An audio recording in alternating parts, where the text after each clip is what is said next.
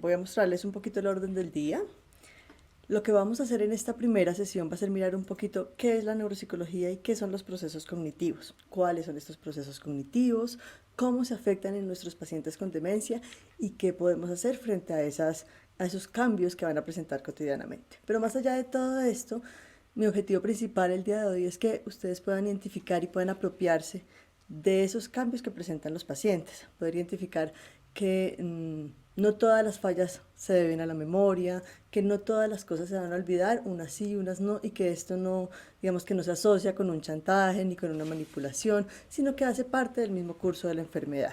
¿Listos? Eso va a ser lo más importante, creo que va a ser un poco reiterativa en eso, pero mi idea principal va a ser justamente que podamos mirar esos cambios y cómo se van presentando. Para comenzar un poco, miremos qué es la neuropsicología. Creo que ya todos ustedes han pasado por la neuropsicología o por lo menos están en ese proceso, ¿cierto? Y básicamente, para no hacerlo muy extenso, la neuropsicología es el estudio de esa relación que hay entre los procesos cognitivos, es decir, todo ese funcionamiento y esas capacidades que tenemos, y la organización y el estudio cerebral, es decir, todo el funcionamiento del cerebro en sí mismo, que se estudia también, por supuesto, a partir pues, del daño, de los cambios, de las lesiones que pueden ir ocurriendo. Pero ¿qué vemos en nuestros pacientes con demencia? Vemos cambios afectivos, ya ustedes los habrán notado que hay cambios en el estado de ánimo, depresión, ansiedad, cambios en la conducta, se vuelven más irritables, más impulsivos, cambios en sus actividades cotidianas, sin duda en relación con todo esto que estamos mencionando. Necesitan un poco más de soporte cada vez para hacer algunas actividades cotidianas y en lo que nos vamos a centrar hoy, que son cambios en estas capacidades, listos en las capacidades que tenían previamente para concentrarse, para retener información, para hablar, para expresarse, para hacer las actividades que antes se hacían de manera autónoma y sin ninguna dificultad. Todo esto, por supuesto, va a repercutir en las relaciones, ¿sí? En las relaciones que tienen con ellos mismos y con el entorno. Todo esto nos va a importar, digamos, mirarlo desde el cambio. Es decir, todos tenemos fallas y seguramente ustedes están diciendo, no, pero a mí también se me olvidan las cosas. Nos puede pasar a todos, por supuesto, pero lo que vamos a mirar y una de las cosas que ustedes seguramente han notado más y que es más difícil, digamos que nos hace más difícil adaptarnos a la situación, son los cambios que presentan. Sabemos que esto es algo progresivo y pues por supuesto que todos los antecedentes médicos van a repercutir en qué se presenta, en qué tipos de cambios se presentan y digamos que también en el tipo de enfermedad propiamente frente a la que los estamos pues afrontando, ¿no? En la enfermedad de Alzheimer, por ejemplo, que es el tipo de demencia pues, más frecuente que tenemos, sabemos que hay pérdida de memoria, se le olvida dónde deja las cosas, hay dificultades después para tomar decisiones, no identifican muy bien qué quieren decir algunas imágenes, ¿no? Visuales, algunos elementos y además responder frente a estas situaciones puede ser más difícil, se desorientan mucho, es difícil completar una tarea, pueden empezarla pero de pronto a veces la dejan ahí, resolver un problema es difícil, a veces se confunden con las emociones que sienten, sienten algo pero de pronto es difícil saber interactuar con ese sentimiento y pues con otras personas. Y esto lleva sin duda alguna a cambios en la interrelación, como lo mencionaba, por ejemplo, un aislamiento social, que es una de las cosas que más podemos presentar o más ustedes pueden ver en sus pacientes. Esto nos va a repercutir o nos va a terminar impactando todas estas actividades cotidianas, ¿no? Todo lo que antes hacía de una manera independiente, dirigir el barco, es decir, dirigir como su vida, dirigir su familia, dirigir su empresa, gestionar sus dineros, sus finanzas, hacer compras, cocinar, sus tareas académicas, dirigirse a algún lugar de manera independiente, son todas las actividades que paulatinamente pues van impactándose hasta incluso luego las más básicas como pues el arreglo personal, el cuidado de sí mismo. Pero ¿qué son los procesos cognitivos? Los procesos cognitivos son básicamente aquellos encargados de permitirnos, un conjunto de facultades que nos permiten recibir la información, comprender esa información que estamos recibiendo. Yo aquí puedo estar viendo la luz, una pared, un mueble, una silla. Todo eso es información que yo estoy recibiendo y con todo eso yo lo puedo ver, percibir como algo que está existiendo, como un objeto, entender en dónde estoy, me permite entender el lugar en donde estoy, manejar las cosas que tengo a mi alcance y que me interesa manejar en ese momento y a partir de eso generar una respuesta, que es lo que yo estoy haciendo. Básicamente eso es lo que hacemos todo el tiempo y lo hacemos de una manera tan automática que en realidad no somos conscientes de todo lo que hay detrás, pero son esas pequeñas cosas que hay detrás las que empiezan a impactarse, por ejemplo, en nuestros pacientes. Entonces es gracias a todo eso que podemos en realidad conocer el mundo. ¿Cuáles son los procesos cognitivos? Son muchos, son innumerables, pero digamos que aquí tenemos gran parte de ellos: la atención, el lenguaje, el cálculo, la motricidad, la percepción, la memoria. Todos estos sin duda que vienen a converger entre sí. Todos tienen, digamos, como una relación directa con nuestra estructura cerebral. Algunos, digamos que más asociados a ciertas partes del cerebro, otros pues a otras partes, pero todos juegan entre sí, ¿sí? Todos se van a relacionar. Y todos además están muy encaminados o muy impactados por el comportamiento y por el afecto. ¿Listo? Vamos a hablar de cada uno de ellos un poco, pero mi idea nuevamente es mostrarles un poco dentro de lo que ustedes pueden estar viviendo y qué se puede hacer al respecto. ¿Listo? ¿Qué es la atención? Teorías de atención y miradas de la atención hay muchas, pero básicamente lo que es poder estar con el foco suficiente para poder seleccionar la información que me interesa del medio. Vuelvo al ejemplo: tengo un bombillo, tengo una mesa, tengo una silla al lado, pero lo que me interesa en este momento es mirar la pantalla que tengo al frente y concentrarme en lo que estoy haciendo, porque ese es el estímulo que en este momento me interesa para poder hacer lo que estoy haciendo, que es hablar con ustedes. ¿Listos? Y pues, ¿qué me permite esto? Justamente procesar la información para poder dar una respuesta. El nivel básico de atención que todos tenemos es estar despierto. Una persona dormida o en estado de coma, pues por supuesto que no tiene un nivel mínimo de atención, por lo menos para aprender alguna cosa, ¿sí? Si yo estoy dormido, pues mientras estoy dormido me pueden hablar y pues después no me voy a acordar, ¿sí? Entonces ese es el nivel básico, es el mínimo arousal necesario. Y de ahí para allá, pues digamos que todo el proceso de atención se va complejizando, ¿sí? Hay tareas que necesitan un nivel de atención muy bajo y hay unas que necesitan muy alto este nivel de atención. Pero básicamente yo siempre he visto las capacidades como un sándwich y el pan de abajo es la atención. ¿Qué quiere decir eso? Que la atención se necesita para hacer cualquier actividad que hagamos cotidianamente. ¿Listos? En una medida o en otra, pero se va a necesitar siempre. ¿Qué tareas hacemos gracias a la atención? Como acabo de decir, todas, pero digamos que en donde se ve más impactada. Viendo un programa de televisión, pues tengo que focalizar, tengo que sostener la atención, conversar con alguien. Si yo estoy hablando con alguien, aquí llega una serenata y nos empiezan a tocar al lado, pues nos vamos a distraer, pero eventualmente después podemos volver a seguir la conversación, manejar, conducir un automóvil, leer, cualquier cosa, cocinar. Todo esto tiene pues procesos atencionales, ¿cierto? ¿Qué pasa cuando eso se afecta? Entonces la persona puede perder el hilo de la conversación, ¿no? Se le pierde en ese momento el foco de lo que está hablando, así después lo retome, o del programa. ¿Qué puedo hacer frente a eso? Porque lo que vamos a hacer justamente es mirar eso, ¿no? ¿Este es el problema? Bueno, ¿qué podemos hacer frente a esas cosas? Intentemos siempre usar frases cortas. Como el problema sabemos que puede ser que no puede sostener la atención un periodo largo y yo le digo aquí una frase extensísima, pues en la mitad de la frase puede ser que se pierda. Entonces, si yo intento usar, por ejemplo, frases cortas, pues va a ser más fácil para el paciente seguirme el hilo de la conversación, ¿sí? Si se le pierde el hilo de la conversación y tengo que repetir la información, pues se la voy a repetir las veces que sea necesario. Ese tipo de cosas nos va a permitir lo mismo en el programa. ¿Y qué fue lo que pasó? ¿Y quién fue el que se fue? Pues entonces yo le puedo ayudar, le puedo ir guiando el programa y eso pues va a permitir que él siga haciendo algunas actividades a pesar de que ya necesite un soporte para hacerlas. No puede mantenerse centrado en una tarea. Entonces, claro, está de pronto cocinando y luego termina haciendo esto otro, y entonces empezó a leer y empezó a hablar con alguien y terminó haciendo muchas cosas al tiempo y no se pudo centrar en una tarea y pues básicamente ninguna la pudo hacer bien. Entonces yo puedo intentar redirigir, redireccionarlo a lo que estaba haciendo, a la actividad, a la conversación, las veces que sea necesario traerlo nuevamente, ¿sí? Evitar temas de conversación, por ejemplo, de alta complejidad, porque cuando son más complejos, pues me implican un foco atencional y unas capacidades atencionales de mayor demanda que probablemente van a estar más impactadas.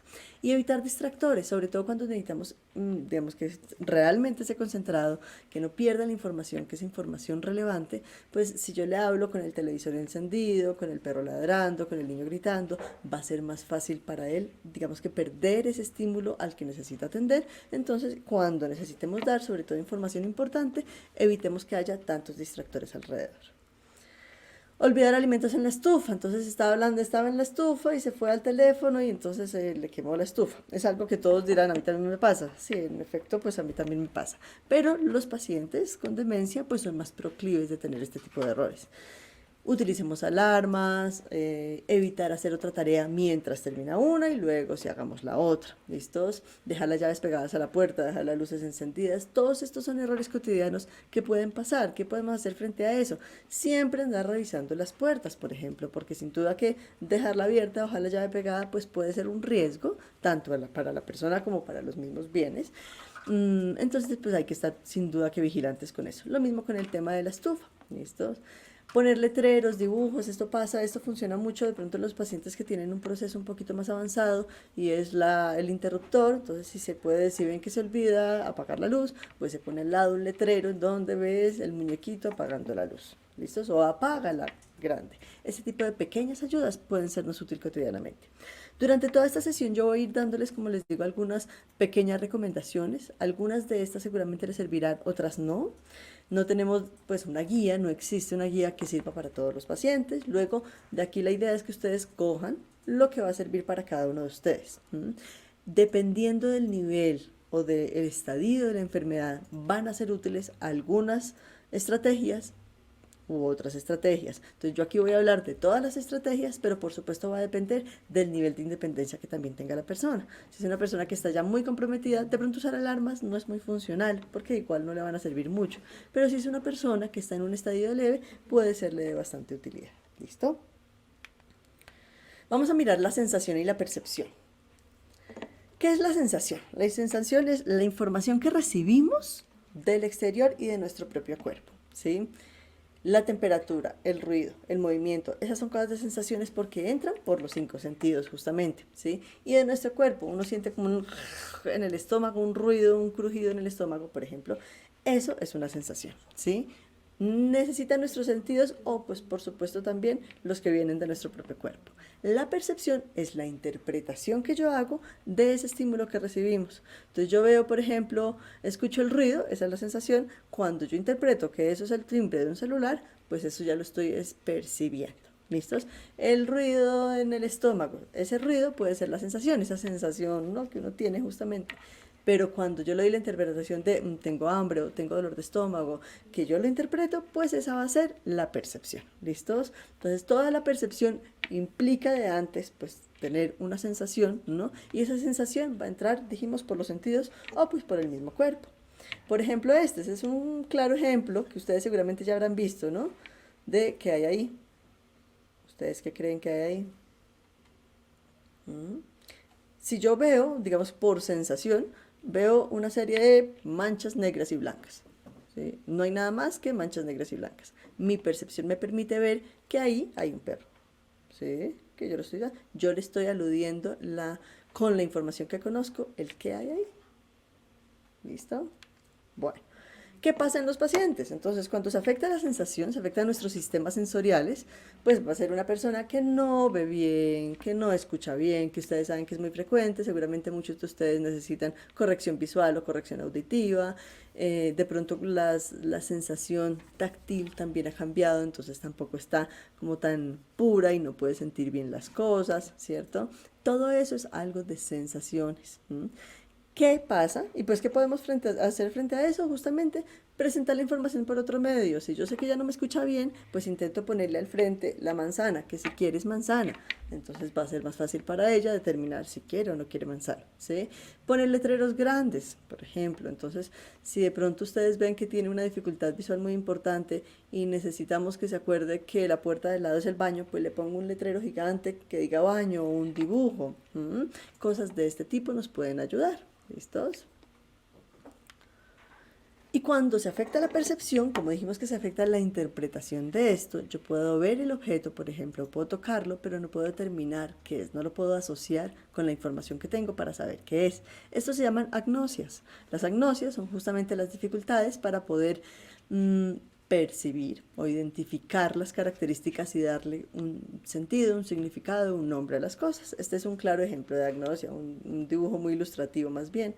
La persona tiene en la mano el banano, pero en su cabeza no puede identificar qué es un banano, y entonces como que sabe que es algo ahí, a veces puede saber sí, para qué es, para comer, pero no lo puede identificar. Pero de pronto cuando lo prueba dice, claro, esto era un banano, delicioso, porque lo que está mal es su percepción táctil, visual, pero cuando lo prueba sabe que es, no es que se le haya olvidado qué es, realmente es que no lo puede identificar fácilmente, ¿listo? Hay muchos tipos de agnosias, por ejemplo la anagnoagnosia, la analgoagnosia es, hay que tenerle, digamos, como cierta precaución porque es la dificultad o la imposibilidad para sentir, por ejemplo, dolor, ¿sí? Cuando yo tengo analgoagnosia que no puedo sentir el dolor, soy más proclive a tener, digamos que algunas accidentes. El dolor y la temperatura se afectan acá mucho. Entonces, claro, es más fácil que la persona se queme tomando algo muy caliente, cogiendo algo. Hay que tener precaución, por supuesto, con ese tipo de cosas. ¿Listos? Y la nosognosia, que muchos de nuestros pacientes la presentan. La nosognosia, ¿qué es? Es justamente esa dificultad para ser conscientes de los cambios y de las fallas que está teniendo la persona. Ustedes muchas veces habrán visto, muchos de los pacientes que ustedes tienen no aceptan, por ejemplo, que tienen unas fallas en memoria, no aceptan tan fácilmente que hay algo que está cambiando, ¿sí? Que ya necesita un poco de ayuda para algo que antes hacía solo. Eso es anosognosia, ¿sí? Y por eso, ¿qué es lo más importante frente a eso? No pelear contra el síntoma. No podemos pelear contra eso ni intentar convencerlo. No quiere decir que yo no le pueda decir nada, pero el objetivo no va a ser convencerlo, porque no es voluntariamente ni por un capricho que no quiera saber y que no quiere entender que tiene unas fallas, sino es un síntoma más de la enfermedad que se llama anosognosia. ¿Listo?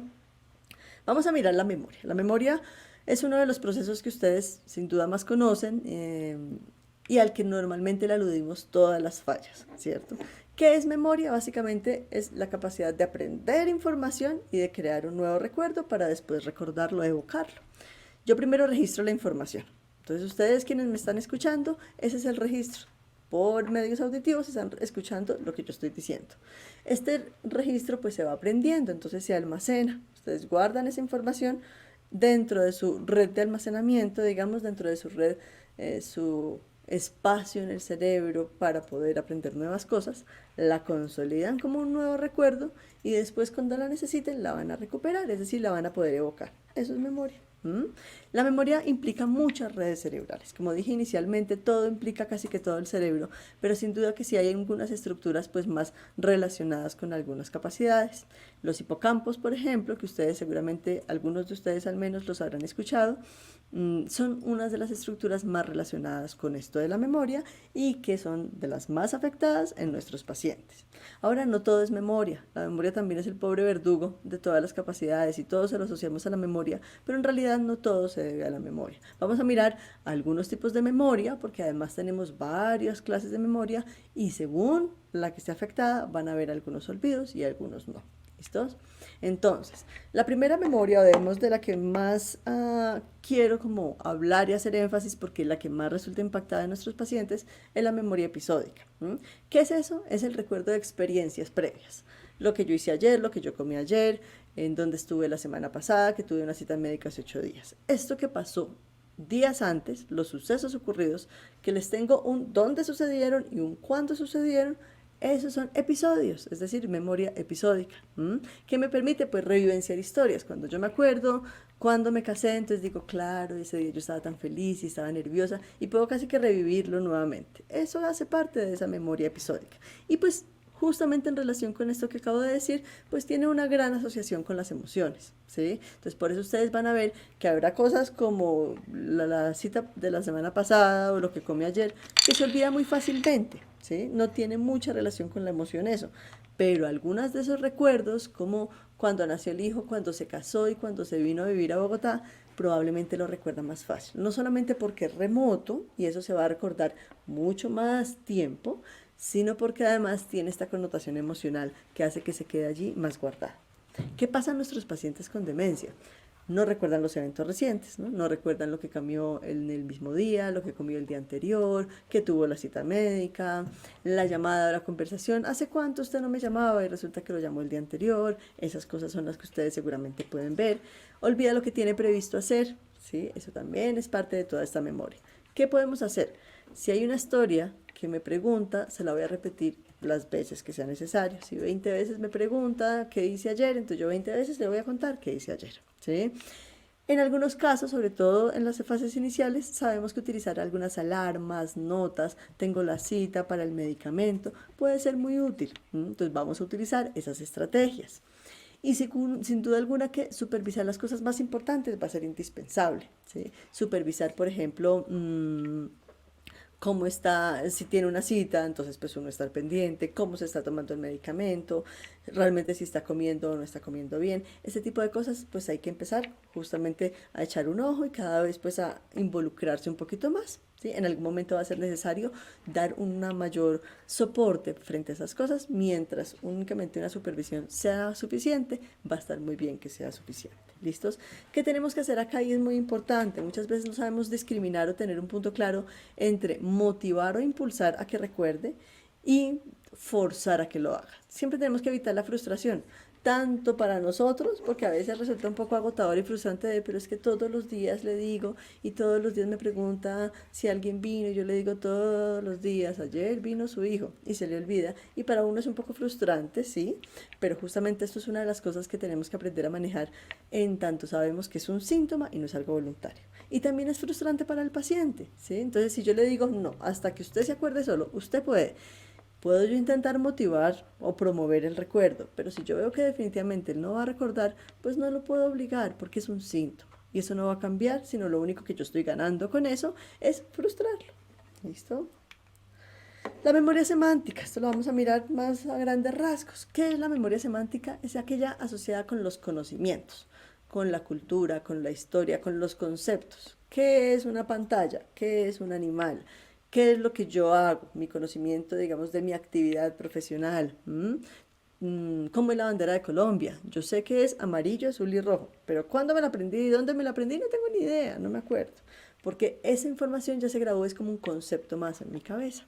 Eso es memoria semántica. Entonces ya ustedes aquí están viendo que como hay diferentes tipos de memoria, es por eso también que algunas cosas las recuerdan y otras no. ¿Sí? Muchas veces, y una de las cosas que más nos dicen es, pero ¿por qué de esto sí se acuerda y de esto no? A nadie se le olvida todo de un momento para otro. Esto no es un salto que hoy estoy bien y mañana se me olvidó todo. No, es algo progresivo y que ustedes van a ver que va fluctuando porque depende de muchas cosas, como dijimos al principio, del estado de ánimo, del comportamiento, de cómo está a nivel médico. Entonces todo eso va a involucrar y por eso a veces fluctúa, pero además afecta un tipo de memoria y después con el tiempo probablemente se ve afectado otro. Entonces es por eso que no es que se olvide todo al tiempo. ¿Listo? ¿Qué pasa? ¿Cuándo empieza a afectarse la memoria semántica?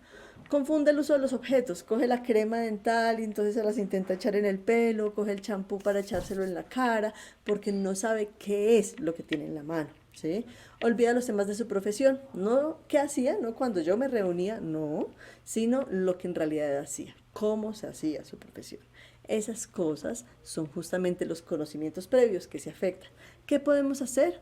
Pues explicar para qué sirve el objeto. No, mira, esto lo vas a usar para los dientes, ¿sí? Cuando alguna cosa tiene un mayor riesgo, pues la voy a quitar de sus manos, pero mientras pueda yo explicarle que la crema dental es para los dientes y no para el cabello, pues voy a intentar hacerlo.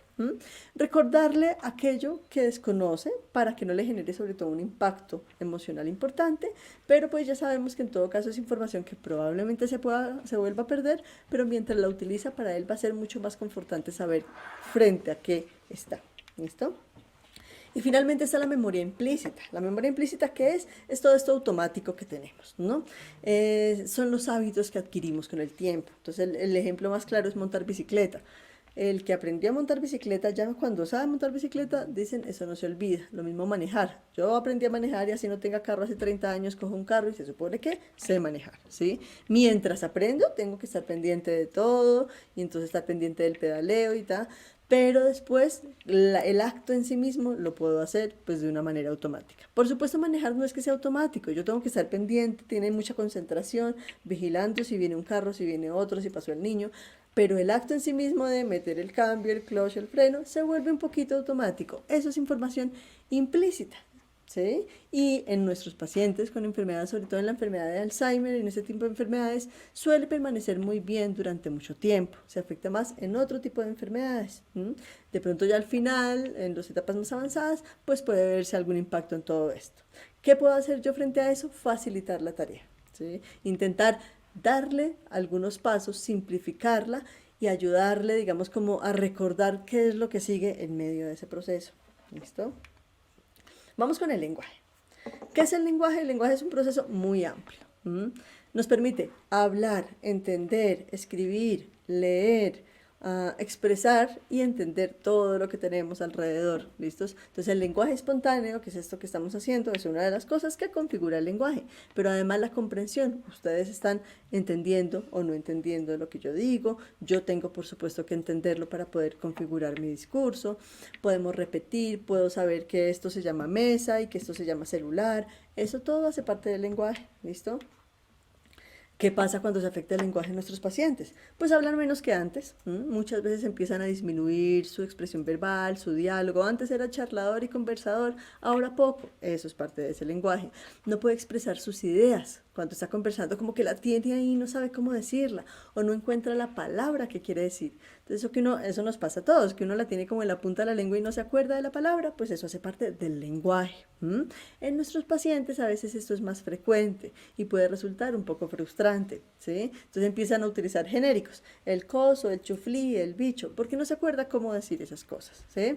Ya no puede escribir bien o no se entiende lo que escribe, o cuando lee, pues parece que no entiende, o coge el periódico porque tiene el hábito de coger el periódico todos los días, pero ya la lectura y decir, ay, miren lo que pasó, eso ya no va a ser tan fácil, ¿cierto? ¿Qué podemos hacer? Frente al lenguaje va a depender mucho del nivel de afectación de la enfermedad en el que estemos. Cuando una persona tiene un nivel ya muy avanzado de enfermedad, de demencia, necesitamos tener en cuenta como todo lo que hemos dicho, todos estos sentidos, por supuesto, para poder acercarnos a dialogar. Entonces tengo que acercarme lentamente, porque si no le voy a generar seguramente que un momento más ansioso. Buscar el contacto visual, porque va a sentir que es más seguro si yo lo estoy mirando para hablar. Si veo que genero como una aversión, pues voy a buscar alejarme también. ¿Listos? Voy a hablar claro, con una voz, digamos que segura. ¿Sí? Si la persona tiene dificultades auditivas, no vamos a gritar, sino hablar un poquito más grave. Eso va a ayudar mucho a que escuche más fácil. Intentemos utilizar frases cortas. Cuando uno utiliza una frase larga, como dije al principio, pues va a ser más difícil seguirla. Corticas, sencillas, voy a conseguir más fácil. Digamos que es mi objetivo. ¿Quieres un café? O, ay, ¿será que tienes sed? Está haciendo como frío, ¿te provoca algo de tomar? No sé si quieres un café, un aromático, un tinto. Ya la perdí, ¿sí? Entonces vamos a hacer cosas todo un poquito simplificado, ¿listos? Lo mismo en la escritura, sobre todo si era una persona que le gustaba escribir y ahora es un poco más difícil, pues lo podemos promover como un ejercicio justamente sabiendo que van a ser cosas más sencillas o sabiendo que si de pronto no sabe qué sigue, yo le voy a ayudar. A veces la escritura se mantiene como en lo que debe escribir, pero no en la letra. La letra empieza a cambiar mucho y empieza a ser un poquito más difícil y más fea. Eso va a cambiar. Tienen que tener ustedes cuidado y vigilancia, por ejemplo, con la firma, porque a veces empieza a haber algunas dificultades legales porque no reconocen la firma justamente, ¿cierto? Cambiar los textos, antes era un lector empedernido y se leía un libro todos los días, pues entonces cambiamos los textos más complejos cuando veamos que ya no lo puede hacer bien. A veces incluso uno dice, no, es que ya no le gusta. Puede ser que sí le guste incluso, sino que como sabe que eso ya no lo puede hacer, ve la dificultad, pues entonces evita hacerlo. Le vamos a poner un texto más sencillo, un texto más corto y puede ser más fácil adherirlo a las actividades. ¿Listo? Algunas ayudas didácticas para comunicarse, letreros, objetos, esto sobre todo para los pacientes que ya tienen un nivel de alteración en su lenguaje muy grande, pues poner el letrero donde está el dibujo del baño va a ser más fácil para él, ponerle el letrero del nombre de las cosas, azúcar, sal, café. Así él ya no esté cocinando solo, poder guiarlo con qué es cada cosa nos va a ayudar seguramente mucho. E intentemos guiar nuestro discurso siempre con mímicas, con señas, aquí quieres esto, quieres eso pues también va a ser muy funcional. ¿Listo? Vamos con las praxias.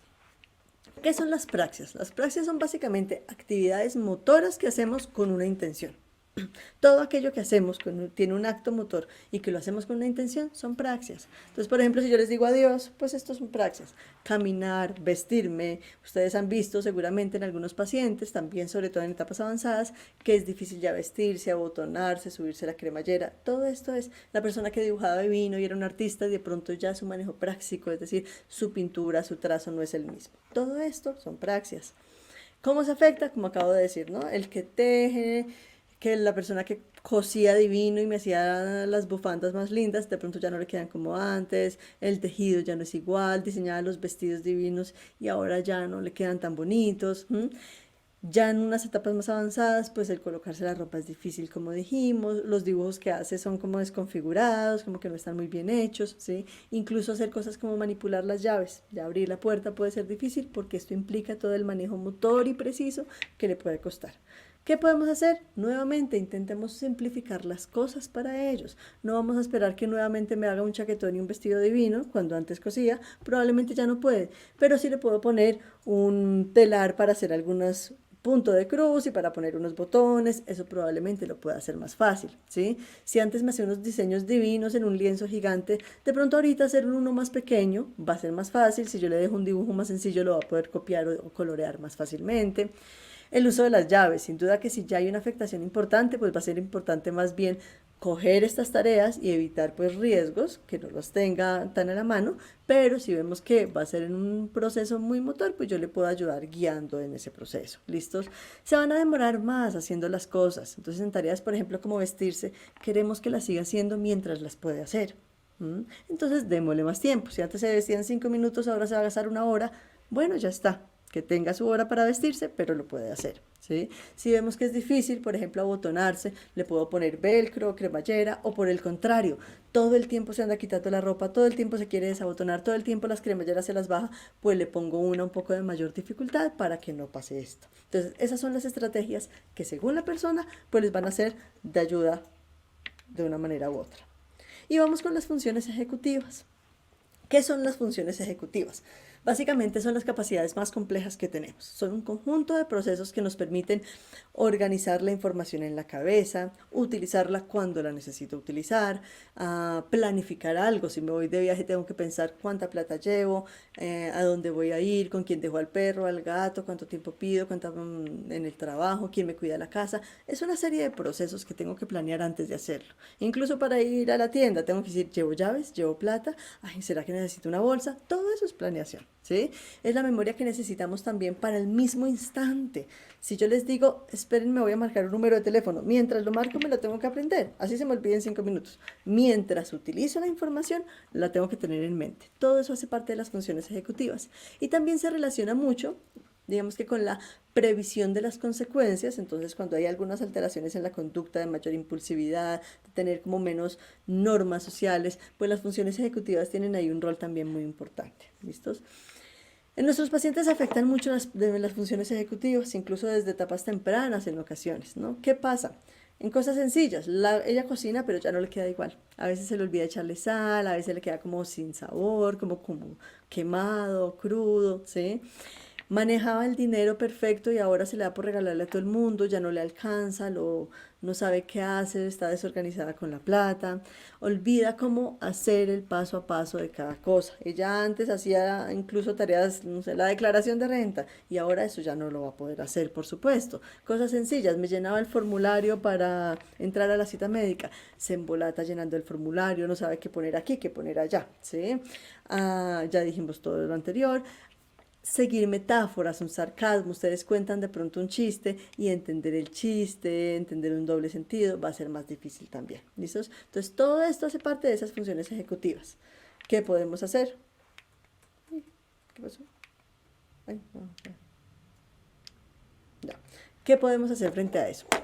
Tenemos que implementar estrategias. Cuando la persona todavía puede hacer varias cosas, que está todavía en un nivel leve, poner un calendario que tenga todas las cosas que tiene que hacer, ayudar con organizadores, entonces en el directorio del teléfono de la casa, para facilitarle, porque el celular puede ser más difícil, vamos a poner en azul acá que diga familia y los más importantes, y luego detrás que diga amigos. Esas cosas de organizar le van a permitir más fácil hacer su día a día. Nuevamente, y lo repito todo el tiempo porque es de algo de lo más importante, intentar que hagan las cosas, pero de una manera más simplificada cuando sea necesario. Acompañar en el paso a paso de las actividades. Antes le encantaba cocinar, ya no lo puedo hacer sola, pero ¿qué tal si cogemos una receta, la vamos siguiendo entre las dos? Listos, aquí dice que sigamos y ponemos 1 litro de agua, pongamos 1 litro de agua. ¿Qué sigue? Ahora el arroz, listos. ¿Cuánto arroz? Midamos el arroz, lo ponemos el arroz. Hacer el paso a paso, acompañando y supervisando este paso a paso, le va a permitir mantener mucha más funcionalidad. Vamos a hacer un tinto. ¿Cómo haces un tinto? Listos, entonces le echo el agua y ya se le olvidó el resto, o se le olvidó si primero el agua y el café, entonces si va a echar el café se le va a quemar. No, no, no. Entonces vamos a organizar. Vas a echar primero el agua. Listos. Ahora qué sigue, qué nos falta, pues el café. Vamos a echar el café. Hacer este paso a paso. ¿Qué actividades se pueden hacer en la casa también un poquito promoviendo esto? Dependiendo de los gustos de la persona, sin duda, porque la idea es que las actividades que hagamos cotidianamente no solo me permitan mantener esa funcionalidad, sino que además pues no sean un martirio ni para ustedes ni para la persona, ¿cierto? Entonces, por ejemplo, organicemos el cuarto. Este cuarto está terrible y ella siempre fue muy ordenada, entonces vamos a organizar el closet.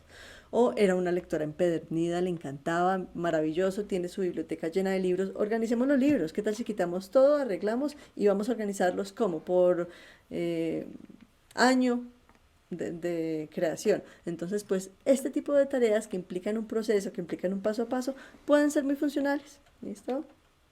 Y finalmente quiero hablarles de algo que tiene relación inmensa con todo lo que estamos diciendo, que también hace parte como todas estas capacidades que tenemos y que además tiene algo muy particular porque se asocia tanto con las funciones cognitivas como con todo nuestro entorno, que es la cognición social.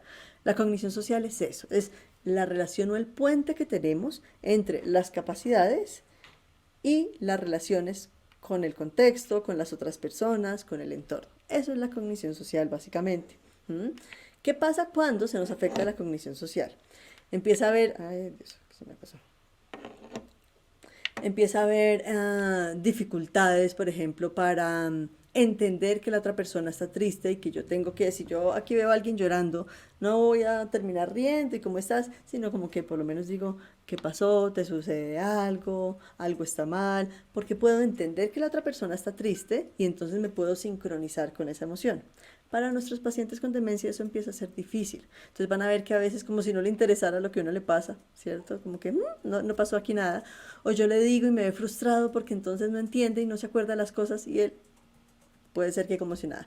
Esa dificultad para poder ponerse en esos zapatos de otros y además responder frente a esa situación es difícil, ¿sí? Por ejemplo, a veces justamente expresar sus propias emociones. Siente algo, no se siente bien, pero entonces responde como irritable y agresivo porque no sabe cómo responder, no sabe que lo que tiene en realidad es una tristeza o no sabe que lo que tiene es ansiedad porque tiene que ir al médico y entonces se pone terriblemente agresivo. Entonces esas respuestas que nosotros tenemos se deben muchas veces justamente a las dificultades que hay en esa cognición social. ¿Mm? Entonces, por ejemplo, ¿qué pasa? Antes él se quedaba con mis hijos, mi mamá se quedaba con mis hijos y me los cuidaba como, mejor dicho, un sol. Ya no cuida a los nietos como antes, ya no es un adulto, ya como que ahí los deja y no les importa, o los trata como si fuera ella otra niña. Es inapropiada, ¿no? Entonces a veces no me quiero quitar esto en público, voy en el ascensor y le digo, uy, qué vieja tan horrible esa, mire cómo está.